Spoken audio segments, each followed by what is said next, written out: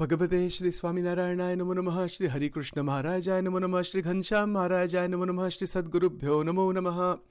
જય સ્વામિનારાયણ. સ્વામિનારાયણ spirituality.com અને YouTube ચેનલમાં દરેકનું સ્વાગત છે. પ્રથમ તો પરાત્પર પૂર્ણ પુરુષોત્તમ પરબ્રહ્મ ભગવાન શ્રીહરિ સ્વામિનારાયણ ભગવાન એમના ચરણોમાં અનંત કોટી નમસ્કાર, દંડવત પ્રણામ, પ્રદક્ષિણા સહિત મહારાજના પરમહંસો ભક્તો હમણાં જેટલા પ્રગટ છે પરંપરામાં, જે મહારાજના પરમહંસો જે હતા એ વખતે અને આજે પણ છે, દરેકના ચરણોમાં પ્રાર્થના ચરણરજ માથે ચડાવીને બધાના આશીર્વાદ માગીએ છીએ.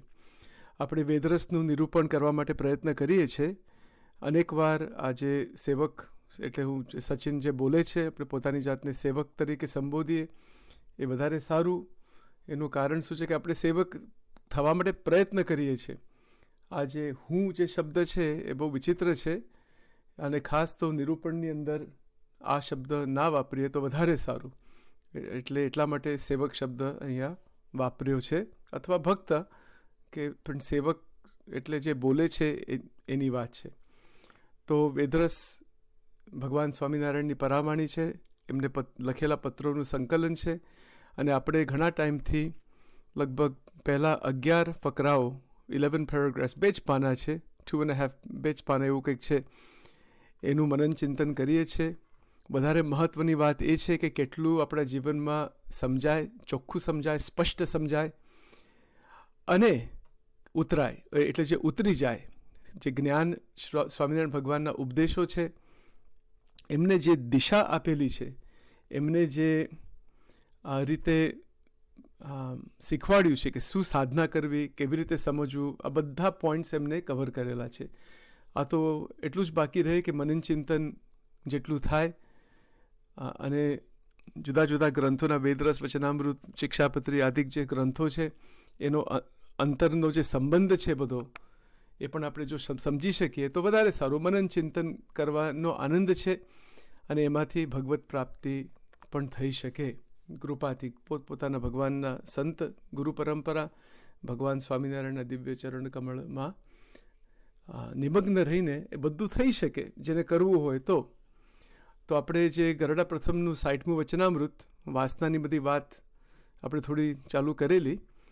તો પહેલો જે પેરેગ્રાફ છે કે બીજો પેરેગ્રાફ, એમાં જે મહારાજે પોતે જ વાત કરેલી છે કે સર્વ સાધન કરતાં વાસના ટાળવી તે સાધન મોટું છે, બરાબર. એ બધી વાત આપણે લાસ્ટ પ્રવચનમાં સાંભળી. પછી એ જ વચનામૃતમાં પછી મુક્તાનંદ સ્વામી પ્રશ્ન પૂછે છે, આપણે ત્યાંથી લઈશું અને પછી વેદરસ સાથે એનું કનેક્શનમાં જોવા માટે પ્રયત્ન કરીએ. સ્વામિનારાયણ હરે પછી મુક્તાનંદ સ્વામીએ પૂછ્યું છે, વાસના ટાળ્યાનો શું ઉપાય છે? આ બહુ મહત્ત્વનો પ્રશ્ન છે, કારણ કે આ પ્રશ્ન વારંવાર આવે છે. આ પ્રશ્ન સારંગપુરના 5મામાં પણ છે. મુક્તાનંદ સ્વામીએ જ પૂછેલો છે સારંગપુરના 5મામાં. પછી મુક્તાનંદ સ્વામીએ પ્રશ્ન પૂછ્યો છે, આ સારંગપુરનું 5મું, વાસનાની નિવૃત્તિ થયાનો એવો શો જબરો ઉપાય છે જે એક ઉપાય કરીને સર્વે સાધન આવી જાય. એટલે અહીંયા ફરીથી આ પ્રશ્ન પૂછેલો છે. સેમ જ પ્રશ્ન છે પણ જરા વધારે એક એવી રીતે પૂછ્યો સારંગપુરના 5મામાં કે મહારાજ એવું એક ઉપાય બતાવો કે એમાં બધી વાસનાનું પરિવર્તન થઈ જાય અને ભગવાનમાં અખંડ આપણે જોડી શકીએ. આવી વાત છે, બરાબર. અને વારંવાર મુક્તાનંદ સ્વામી કેમ પૂછતા હોય આવી રીતે? એ કંઈ પોતા માટે નથી પૂછતા, એમને તો બધું જ્ઞાન છે જ, ખ્યાલ જ ઘણું બધું હતો, એવું નથી. એ તો નાના સંતો, પરમહંસો આપણા માટે આગળ બધાને લાભ થાય એટલા માટે મુક્તાનંદ સ્વામી પોતાનું મિશ લઈને બધી વાત કરતા હોય, બીજા માટે પૂછતા હોય છે. અને મહારાજના મુખમાંથી ઉત્તર નીકળે, મહારાજના મુખથી ઉત્તર આપણે સાંભળી શકીએ, વધારે સારું. આવી બધી વાત છે, બરાબર. તો અહીંયા જે પ્રશ્ન છે પ્રથમના 60મામાં મુક્તાનંદ સ્વામીએ પ્રશ્ન પૂછ્યો કે તમે ઉપાય બતાવો. વાસના ટાળ્યાનો તમે જે વાત કરો છો કે આવી રીતે સદવાસના વધારવી, ઉપાય તો મહારાજે કીધો જ છે કે ભગવાનમાં અને જે જગતમાં જે વાસનાઓ છે એનું કમ્પેરિઝન કરવું, એની જે ધ્યાન કરવું આવી રીતે કે હું ક્યાં છું, મારે કયા દિશામાં જવું છે, મારો અનુભવ શું છે, ઘણી બધી વાત આવે છે એની અંદર. 5 પ્રકારના વિષયો છે. આપણે જે ઘણી બધી વાત થઈ ગઈ, એનું નિરૂપણ પણ બહુ લાંબા ટાઈમ સુધી પણ થઈ શકે. નિરૂપણનો તો કોઈ અંત નથી. તો પણ જેટલું સ્પષ્ટ સમજાય અને અનુભવમાં આવે એટલું સારું. તો અહીંયા જે પ્રશ્ન જે છે કે વાસના ટાળ્યાનો શું ઉપાય છે, તો મહારાજ એવું કહે છે. પછી શ્રીજી મહારાજ બોલ્યા છે, એક તો આત્મનિષ્ઠાની દ્રઢતા જોઈએ, એટલે સેવરલ પોઈન્ટ મૂક્યા છે. આત્મનિષ્ઠાની દ્રઢતા, અને બીજું પંચ વિષયનું તુચ્છપણું જાણ્યું જોઈએ, આ સેકન્ડ પોઈન્ટ છે.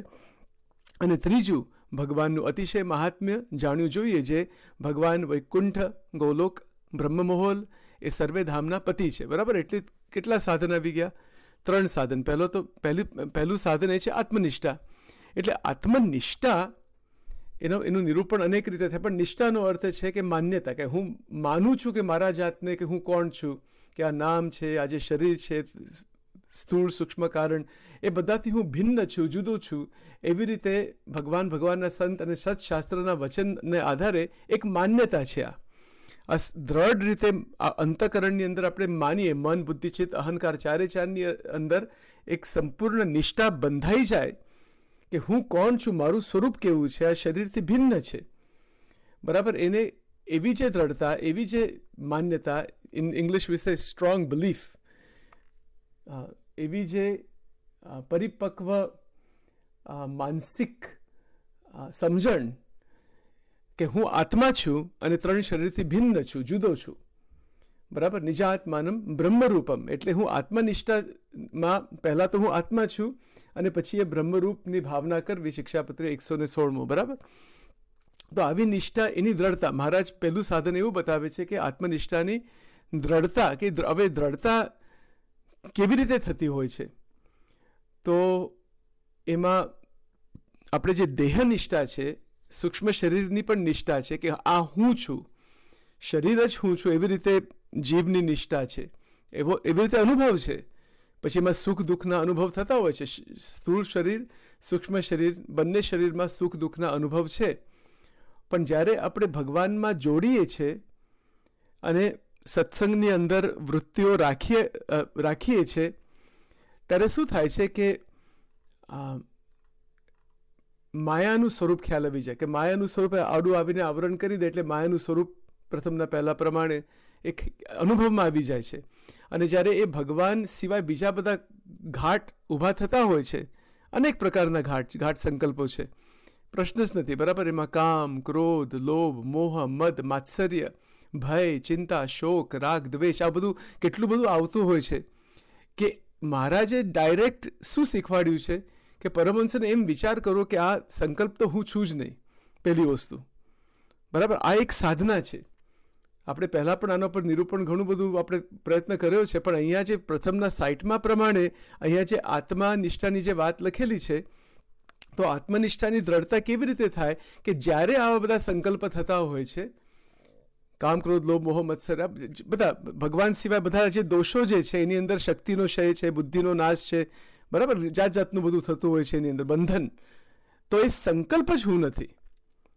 અને જો હું છું જ નહીં એ સંકલ્પ, તો શું થઈ જાય? આત્મનિષ્ઠા અતિશય પરિપક્વ અવસ્થામાં પહોંચી શકે. ધ્યાન તો રાખવું જોઈએ કે પોતાના જે સત્પુરુષ છે, ગુરુ છે, એમની ચરણરજ માથે ચડાવીને, મહારાજના પરમહંસો ચરણરજ માથે ચડાવીને માગવું. આપણે ભગવાન સ્વામિનારાયણ પાસે માગવું કે હે પ્રભુ, તમે આ બોલ્યા છો તો મને આપજો.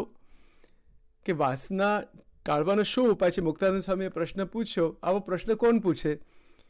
બરાબર? એમને તો કોઈ પ્રશ્ન નહોતો કંઈ વાસનાનો ને એવું કંઈ, તો એ તો મુક્ત જ હતા, એ તો બધું બહુ મોટા હતા એ સંત. પણ બાકી બધાને વાસનાનો પ્રોબ્લેમ તો રહ્યા જ કરે. ઘણી વાર તો ત્યાગી સાધુ 20 વર્ષ, 30 વર્ષ, 40 વર્ષ એવી રીતે સાધુ થયા હોય તો પણ તીખી વાસના રહ્યા કરે. મહારાજના વચન છે, વચનામૃતમાં જ આવે છે. બરાબર? એ જે છે વચનામૃત, ગરડા મધ્ય 25. બરાબર ને? 25 કહેવાય ને ગુજરાતીમાં. તો એમાં એ આખો પ્રશ્ન છે ત્યાં કે વાસનાવાળો ત્યાગી અને નિર્વાસની ગૃહસ્થ. આ વસ્તુ ઉપર કોઈ નિરૂપણ મેં તો આજ સુધી નથી સાંભળ્યું આખા સંપ્રદાયમાં. જો ગરડા મધ્ય 25, મધ્ય 25, તો એની અંદર એ વાત લખેલી છે. બરાબર? કે તીખી વાસના, હમણાં વચનો તો આપણે જતા નથી, પણ પછી કોઈક વાર લઈશું, પણ આના કનેક્શનમાં જ છે બધું. કારણ કે આ જે તીખી વાસનાનો પ્રોબ્લેમ રહી જાય, શ્રીજી મહારાજના શબ્દ છે. ત્યાગી થઈ ગયા હોય, બહારથી નિયમ ધર્મ એટલા ચુસ્ત પાળતા હોય, બધું જ પાળતા હોય, ભક્તિ કરતા હોય, પંચવર્તમાન ગ્રહણ કર્યો, એક XYZ અંતઃકરણમાં તીખી વાસના છે. આખા સંપ્રદાયમાં આજ સુધી એક પણ પ્રવચન આના વિશે મેં સાંભળ્યું નથી. કારણ કે બધા લાઈનમાં આવી જાય ને પછી કે જો આપણે અંતઃકરણમાં જોવું પડે અને પછી આ પ્રોબ્લેમ તો છે જ, નહીં તો બધા બ્રહ્મ સ્વરૂપ જ થઈ ગયા હોત. ત્યાગી સાધુ કે ગ્રહસ્થ કે XYZ કોઈ પણ હોય, પણ આ મોટી સમસ્યા છે. ગુણાતીતાનંદ સ્વામીની વાતમાં પણ લખ્યું, ત્યાગ તો થઈ શકે, એ અઘરું છે, પણ પછી અંતઃકરણમાં કામ, સ્વાદ, સ્નેહ, માન, મોહ આ બધું જે રહ્યા કરે છે એનું દુઃખ રહ્યા કરે છે. માન મોટપ, કનક તજો કામિની તજો તજો ધાતુ કો સંગ તુલસી લઘુ ભોજન કરે જીવ માને કે રંગ. ત્યાગી સાધુ માટે તો ખાસ પ્રોબ્લેમ છે, મોટો. બરાબર, જે એમાંથી બહાર નીકળી ગયા હોય માનમાંથી, તો બહુ માન વસ્તુ છે એક રહી જાય. પછી તુલસીદાસજીની વાત છે, બરાબર, એ મહારાજે મધ્યના 41માં એ વાત કરેલી છે. એટલે આ બધું કનેક્શન છે. આપણે તો પૂજ્ય જ ભાવ રાખવાનો છે બધા સંતો પાસે. સંતોને પોતાની રીતે અને જોવું પડે, પોતાના ગુરુ પાસે વાત કરવી પડે. આ તો અને એમના જીવનમાં જે તકલીફો આવતી હોય એ બધી વસ્તુ એમને ખ્યાલ હોય. કારણ કે કોણ મોટા છે, કોણ નાના છે, કોણ આગળ બેસે, કોણ પાછળ બેસે, આ બધી વસ્તુ છે ને મગજમાંથી કાઢીને ફેંકી દેવી પડે. ત્યારે પરભાવ થાય, ત્યારે બ્રહ્મ સ્થિતિ પ્રાપ્ત થાય. ન તો આજે અહંકારની અંદર કેટલા પ્રોબ્લેમ્સ કેટલી સંસ્થાઓમાં થયા છે. જેવી રીતે ગ્રહસ્થમાં થાય, જેવી રીતે સંસારમાં થાય, એવી રીતે બધી આધ્યાત્મિક સંસ્થામાં પણ આ લોચા બધા બહુ જ બધા ચાલતા હોય છે. એનું કંઈ વર્ણન કરવા જેવું જ નથી. એ બધું કાઢીને ટ્રેશ કેનમાં ફેંકી દેવું પડે, ગાર્બેજની અંદર. ત્યારે જ આ બ્રહ્મ સ્થિતિ પ્રાપ્ત થાય. બાકી કોઈનું કલ્યાણ થાય જ નહીં. વાસનાઓનો કોઈ અંત જ નથી. અનેક પ્રકારની વાસના, માન મોટપની પણ ઈચ્છા એક વાસના જ છે, બીજું શું? બરાબર, કનક તજો કામિની તજો ધાતુ કો સંગ તુલસી લઘુ ભોજન કરે જીવે માને કે રંગ. કેટલી વિચિત્ર વાત છે આ.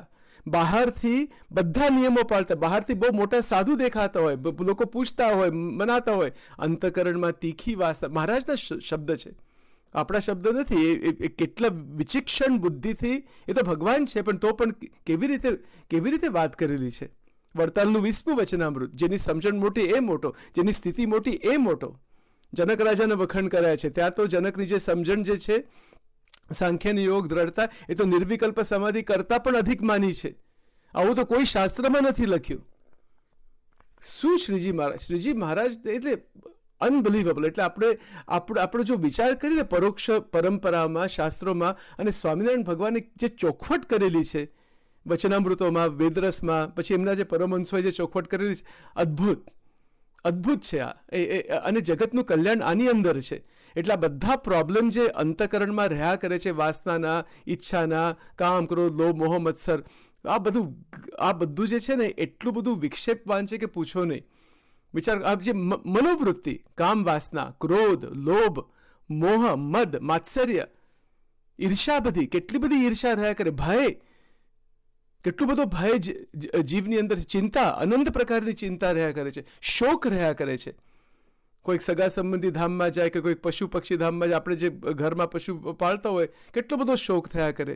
અને રાગ અને દ્વેષ તો દરેકના મનમાં છે. એટલે આ બધું કાઢીને ફેંકી દેવું પડે. કાઢી જ ના. એને કહેવાય આત્મનિષ્ઠા, એને કહેવાય બ્રહ્મનિષ્ઠા. મહારાજ શું કહે છે કે દ્રઢતા રાખો તો વાસના ટળશે, વાસનાનું પરિવર્તન થઈ જાય. વાસના ટાળવી એટલે એવું નથી કે મનને ખલાસ કરી નાખવું, કે પોતાની શક્તિને ડિસ્ટ્રોય કરી નાખવી, એવું નથી. એનું પરિવર્તન કરી નાખવાનું છે ભક્તિમાં. અને સ્વરૂપ નિષ્ઠાની અંદર, બ્રહ્મનિષ્ઠાની અંદર, અક્ષરરૂપ થઈને પુરુષોત્તમની ભક્તિ, કે જે મૂર્તિરૂપ, આપણે જે અનેક સંસ્થામાં આવી પણ વાત થાય છે કે મૂર્તિરૂપ થો, જે શબ્દ વાપરો, પણ વાસનાથી બહાર નીકળવું પડશે જ. બાકી જન્મ મરણનું ચક્કર નહીં મટે, દુઃખ અનંત પ્રકારના રહ્યા કરે. એટલા માટે મુક્તાનંદ સ્વામીએ કૃપા કરીને આ પ્રશ્ન પૂછ્યો છે. અને મહારાજનો ઉત્તર જુઓ. આત્મનિષ્ઠાની દ્રઢતા, પહેલાં તો અંતઃકરણમાં જોવું પડે કે દ્રઢતા એટલે શું, કેટલી દ્રઢતા છે. એટલે આત્મનિષ્ઠાની દ્રઢતા એવી વાત છે કે એની અંદર સંપૂર્ણ સુખ, શાંતિ જીવનમાં થઈ જાય. કોઈ સાથે રાગ દ્વેષ નીકળવા જ જોઈએ, અનિવાર્ય છે. કોઈક એવું કહે કે મારે રાગ અને દ્વેષ, આ કંચન કામીની કીર્તિ, હઠ, માન, ઈર્ષા, બોલવામાં તો બધા બ્રહ્મ સ્વરૂપ જ છે, XYZ. રિયાલિટીમાં શું ચાલે છે, હકીકતમાં અંતઃકરણમાં શું ગોટાળો ચાલે છે, ભગવાન અને મોટા પુરુષ જાણતા હોય છે. રિયાલિટી ઉપર જવું છે, હકીકત ઉપર જવું છે. એમની એમ બધી વાતો તો બધી ઉપરના લેવલ વાતો પછી વાચ્યાર્થ જ રહ્યા કરે. એટલે આ તો શું છે, ભક્ત અને ભગવાનનો સંબંધ છે આની અંદર. એટલે મહારાજના વચન, એ વચન અંતઃકરણમાં ધારવા પડે, વિચારવા પડે, પ્રાર્થના કરવી પડે. અને હમણાં જે આ સેવક બોલે છે પોતા માટે જ છે. હા, બધું કોઈને કોઈ, અમારે કોઈ અધિકાર નથી કોઈને કશું કહેવાનું. આ તો એક સેવા તરીકે આ બધા રેકોર્ડિંગ મૂક્યા છે, ને એટલા માટે મૂક્યા છે કે આગળ સંતો, આપણા જે મહાન સંતો છે, અભ્યાસુ સંતો છે, જ્ઞાની સંતો છે, આ વેદરસ ઉપર અને આ વચનામૃતો બધું કનેક્શન કરીને સુંદર, બહુ ઊંડાણમાં આખા સંપ્રદાયને લાભ થાય એવી રીતે રેકોર્ડિંગ્સ બધા મૂકે. આવી રીતે મનન ચિંતન આપણા સત્સંગીઓ કરે. બહારના તો ભક્તો કરે તો કે ના કરે ભગવાન જાણે, પણ આપણા સત્સંગી તો ખાસ કરે આના ઉપર, કારણ કે મહારાજનું અંતરનું રહસ્ય છે. તો આવી બધી વાત છે. જો પહેલાં આત્મનિષ્ઠાની વાત. આત્મનિષ્ઠામાં તીખી વાસના બીસના કશું નથી રહેતું એની અંદર. એટલે જે સાચી આત્મનિષ્ઠા, જે દ્રઢ આત્મનિષ્ઠા, જે તૂટે નહીં, એમાંથી સુખ દુઃખથી બહાર નીકળાય, માન અપમાનથી બહાર નીકળાય. બરાબર? તીખી, એટલે માટે વાસના જે છે, તીખી વાસના, ગરડા મધ્ય નંબર 25 વાંચી લેવું વચનામૃત. એનું પરિવર્તન મૂળમાંથી થાય છે.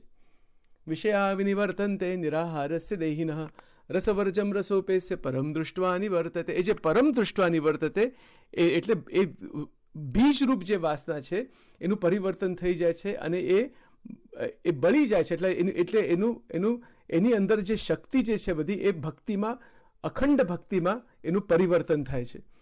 ત્યાગે ન ટકે વૈરાગ્ય વિના કરીએ કોટી ઉપાય. જે નિષ્કળાનંદ સ્વામીનું પણ પદ છે આના વિશે. બહારથી તજે અંતરમાં ભજે, આવી રીતે બધી વાત લખેલી છે. એટલે આત્મનિષ્ઠાની દ્રઢતા, આ પોઈન્ટ નંબર 1 આવી ગયો. બીજું, પંચ વિષયનું તુચ્છપણું ફરીથી વાંચું છું. પંચ વિષયનું તુચ્છપણું જાણ્યું જોઈએ, એટલે જાણવું જોઈએ કે આ તુચ્છ છે. શબ્દ, સ્પર્શ, રૂપ, રસ, ગંધ, એમાં શું એની અંદર બધું, એની અંદર આમ લેવાઈ જવું. એ સુખ ક્ષણિક છે, નાશવંત છે, દુઃખરૂપ છે. એ તુચ્છપણું જો અંતઃકરણમાં એની જાણ હોવી જોઈએ, એનું જ્ઞાન હોવું જોઈએ, અને એવી રીતે એ માનવું જોઈએ અને એવી રીતે સમજવું. એવી રીતે આપણે જોઈ શકીએ કે પંચ વિષયની અંદર અખંડ સુખ કોઈને મળ્યું નથી. એ બધું થોડા ટાઈમ માટે જ છે બધું. અને પછી જો એની અંદર વધારે જઈએ તો બહુ દુઃખરૂપ બની જાય છે બધા વિષયો. આ એક સાયકોલોજીના દ્રષ્ટિથી બહુ મોટી વાત છે. આ માનસિક સાયન્સ, મેન્ટલ સાયન્સ. બરાબર? એટલે પંચ વિષયના સુખમાં હું શું પ્રીતિ કરું. હવે જો આ ત્રીજી વાત છે. એટલે પંચ વિષયનું તુચ્છપણું જોઈએ. અને ત્રીજું આ મહત્વની ત્રણ પોઈન્ટ બતાવે છે શ્રીજી મહારાજ. અને ત્રીજું, ભગવાનનું અતિશય મહાત્મ્ય જાણવું જોઈએ. જે હવે મહાત્મ્ય કેવું છે, કે મહિમા કેવો છે ભગવાન, કે ભગવાન વૈકુંઠ ધામ, ગોલોક ધામ, ભગવાન વૈકુંઠ, ગોલોક, બ્રહ્મમહોલ એ સર્વે ધામના પતિ છે. વૈકુંઠ એટલે લક્ષ્મીનારાયણ ભગવાનનું ધામ છે. ગોલોક એટલે રાધાકૃષ્ણનું ધામ છે. બ્રહ્મમહોલ એટલે ભગવાન સ્વામિનારાયણનું ધામ છે. એટલે એ પુરુષોત્તમ, શ્રી પુરુષોત્તમ ભગવાનનું, અક્ષરાતીત પરમાત્મા એનું ધામ છે.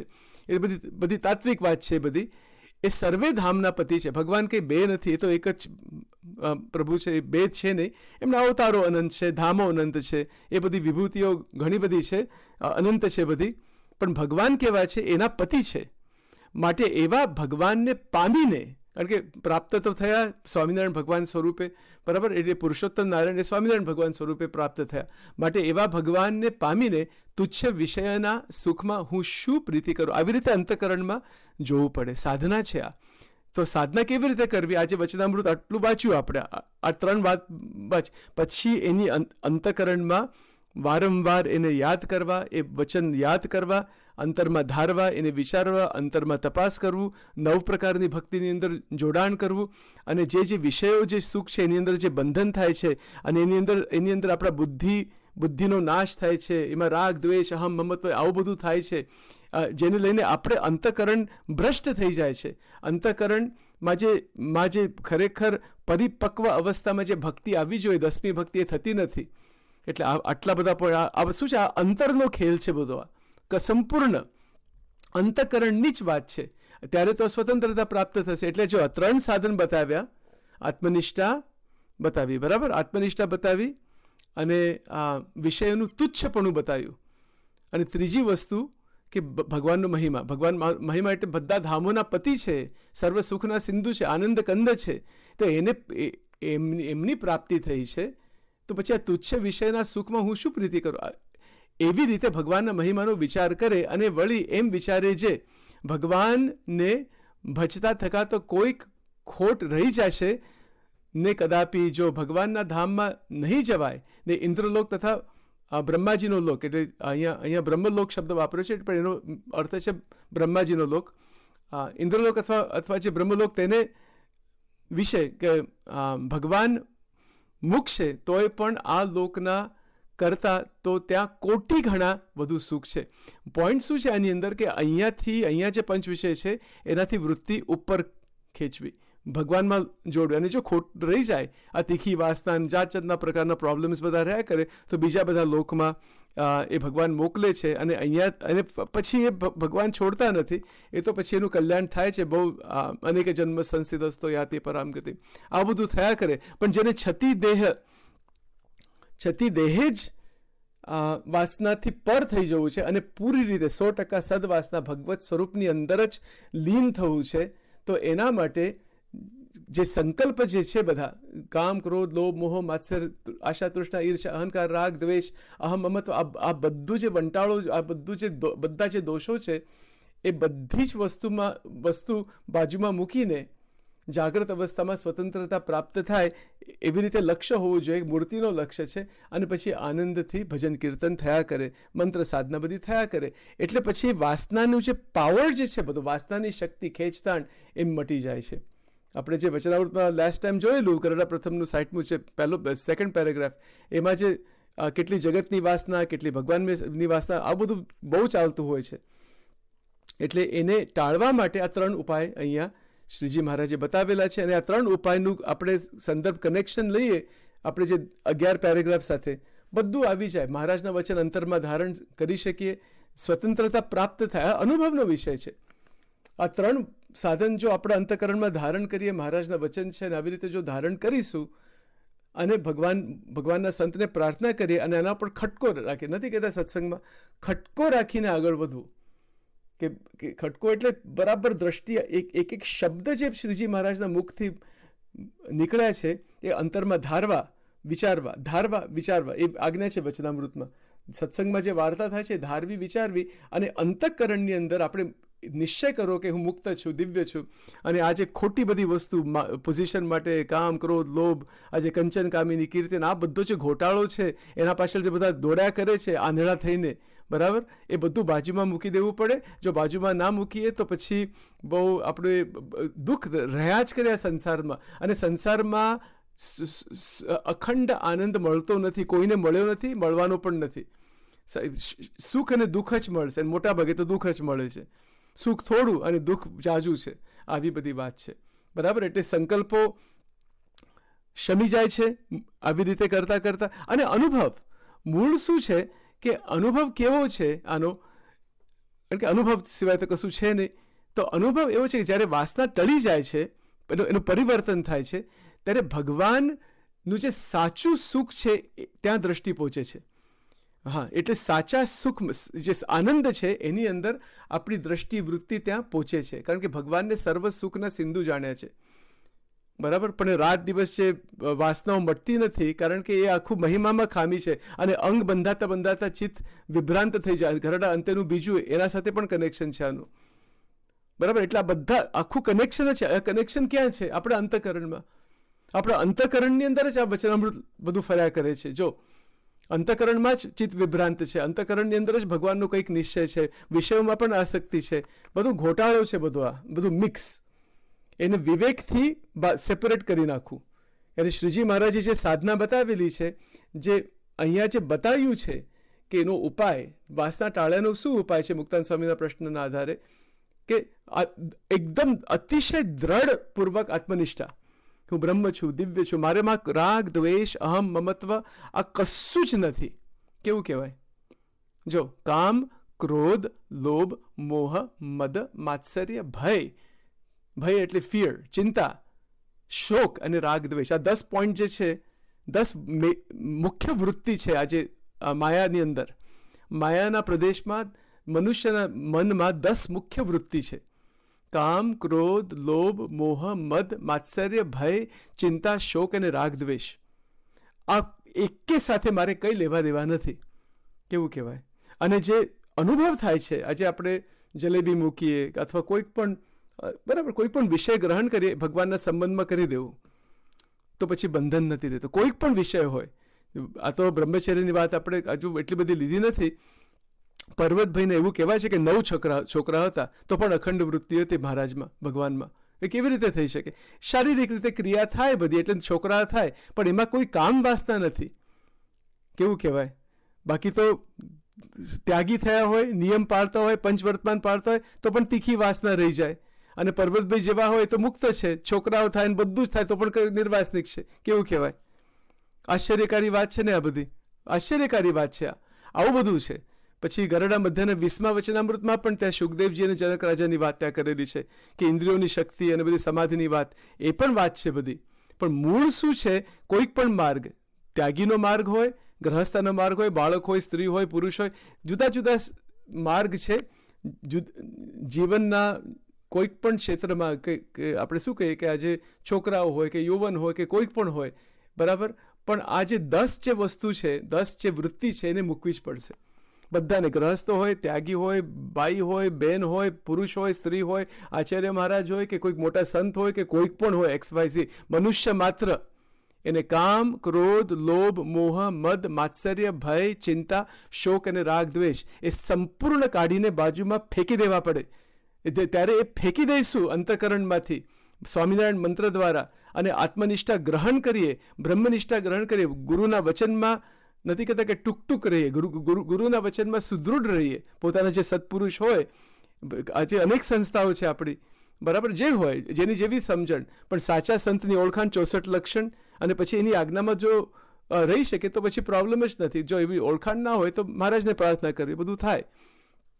પણ આ 10 જે વૃત્તિ છે એને સંપૂર્ણ બાજુમાં મૂકવી પડે. એને કહેવાય આત્મનિષ્ઠા. એ બાજુમાં મૂકી દીધી અને પછી આત્મનિષ્ઠા એ સબી જ આત્મનિષ્ઠા. કેવી રીતે? કે ભગવાનના જે સંતના જે ગુણ છે, મોટા પુરુષના જે ગુણ છે, એ જ હું છું. ગુણાતીતાનંદ સ્વામી, ગોપાળાનંદ સ્વામી, નિષ્કળાનંદ સ્વામી, આપણે કેટલો બધો મહિમા છે. બ્રહ્માનંદ સ્વામી એ કેવા હતા? એમનામાં જે સાધુતાના ગુણો છે એ જ મારા છે. એને કહેવાય સબી જ આત્મનિષ્ઠા. આવી રીતે પણ મોટા સંતો સમજાવે છે. એટલે નિર્બીજ એટલે તો પછી એક કાલ્પનિક જેવું થઈ જાય કે હવે હું આત્મા છું, બ્રહ્મ છું, એવી રીતે બોલ્યા કરીએ, પણ એમાંથી કંઈ એટલો બધો લાભ એમની એમ થતો નથી. કારણ કે એ નિર્બીજ છે. એનું કારણ શું છે? કે સાધુતાની ખામી. સાધુતા વગર એ આત્મનિષ્ઠા, એ જે આત્મજ્ઞાન સંબંધી વિચાર હું પ્રકાશ કરીશ, મહારાજ કહે છે ભાઈ વેદરસમાં, એ કોઈ દિવસ ના આવે. એ હાથમાં જ ના આવે વિચાર. એ વિચાર ઉગે જ નહીં કોઈ દિવસ. સાધુતા વગર કોઈ પ્રકારનું આત્મજ્ઞાન થવાનું નથી. આત્મવિચાર પણ ના થાય, આત્મજ્ઞાન પણ ના થાય, કશું જ ના થાય. એ તો આ 10 દોષોની અંદર ફર્યા કરે. એટલે હઠ, માન, ઈર્ષા, કામ, ક્રોધ, લોભ, કંચન, કામિની, કીર્તિ, આ બધું જે છે, સત્વગુણ, રજોગુણ, તમોગુણ, 3 ગુણોનો અહંકાર, સાત્વિક અહંકાર પણ છે, બધું બાજુમાં મૂકી દેવું પડે ટોટલી. ત્યારે આપણે આનંદથી સુંદર રીતે ભજન કરી શકીએ. આ 3 ઉપાય આપણે જોયા, કેટલું સુંદર છે. આનાથી કંઈ કેટલી સ્પષ્ટ વાત છે. અને પછી મહારાજે એ પણ લખ્યું કે જો કંઈક રહી જાય અને એવી ઈચ્છા હોય, ઈચ્છા બધી છૂટી ના ગઈ હોય કે છોડવી ના હોય. ઘણી વાર તો શું થાય છે કે આપણે ભગવાનમાં પણ પ્રીતિ હોય, પણ આ બધું બીજું પણ ઘણું બધું જોતું હોય, તો બીજા લોકમાં, પછી સ્વર્ગના બધા લોકમાં એ ભગવાન મોકલે છે.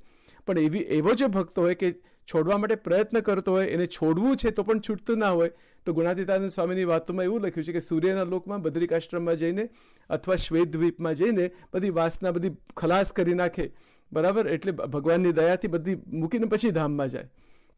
એવી બધી અલૌકિક વાત છે. પણ જેની ઈચ્છા તો હોવું છે કે મારે આ પર થવું છે, જેને પર થવું જ નથી, એને રાખવું છે, તો પછી અને ભગવાનમાં પણ ભક્તિ હોય, નિષ્ઠા હોય, તો પછી આજે સ્વર્ગના બધા લોક છે એના માટે. આવી બધી વાત હમણાં સુધી જોઈએ. પછી આપણે આ વચનામૃત ઉપર વધારે મને નેક્સ્ટ રેકોર્ડિંગમાં કરીશું. અને બહુ સુંદર વાત છે બધી. શ્રીજી મહારાજે કોઈ બાકી નથી રાખ્યું. મૂળ પોઈન્ટ આટલો જ આજ માટે કે ગરડા પ્રથમનું 60મું વચનામૃત, એમાં 3 સાધન બતાવ્યા મુક્તાનંદ સ્વામીના પ્રશ્નમાં. એક સાધન છે આત્મનિષ્ઠાની દ્રઢતા, બીજું સાધન છે કે પંચ વિષયનું તુચ્છપણું, બરાબર સમજવું પડે કે એની અંદર બંધન બિલકુલ ના થવું જોઈએ. એમાં સુખ ક્ષણિક છે, નાશવંત છે, દુઃખરૂપ છે, બંધનકારી છે, જન્મ મરણ ભોગવાવે એવું બધું સુખ છે તે એ તુચ્છ છે. અને એમાં કોઈ વૃત્તિ એટલે એના પાછળ દોડવું નહીં. અને એ તુચ્છપણું સમજીને એટલે પ્રથમના બીજામાં જે વૈરાગ્યની વાત આપણે પહેલાં કરેલી એનું કનેક્શન પણ આની અંદર છે કે પ્રારબ્ધ અનુસારે અથવા કોઈ ભગવાન સંતની કૃપાથી કે ઈચ્છાથી આપણે વ્યવહારમાં રહે પણ એ વ્યવહાર એને લોપી ના શકે. આ બધું ધ્યાનમાં આવવું જોઈએ. અને ભગવાનનો અતિશય મહિમા, કેવળ મહિમા નહીં કે કેવળ મહાત્મા નહીં, અતિશય કે એ ધામોના પતિ છે. વૈકુંઠ ગોલોક બ્રહ્મમોહલ એ સર્વે ધામના પતિ છે, એના રાજાધિરાજ છે, એ સર્વોપરી પરબ્રહ્મ છે.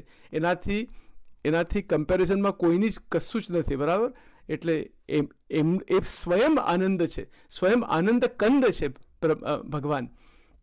તો એવા જે ભગવાનને મૂકીને પછી આ તુચ્છ વિષયના સુખમાં હું શું પ્રીતિ કરું? એટલે સાધના તો અનેક પ્રકારની છે. બરાબર? આ બ્રહ્મચર્યની વાત આપણે એટલી બધી લીધી નથી, પણ કોઈક વાર લઈશું ડિટેલમાં. ગરડા મધ્ય 33, પછી મનોવાહ નાડીની પણ વાત છે, પછી ગરડા મધ્યનું 20મું એની અંદર પણ બધી વાત છે, વડતાલનું 20મું. એટલે બ્રહ્મચર્ય મહારાજને બહુ પ્રિય છે, અતિશય. એટલે જે પુરુષના શરીરમાં વીર્યનું જે ઉર્ધ્વીકરણ થાય એ પછી નૈષ્ટિક બ્રહ્મચારી એવી રીતે પણ બની શકાય, અથવા ગ્રહસ્થનો માર્ગ જરા જુદો છે.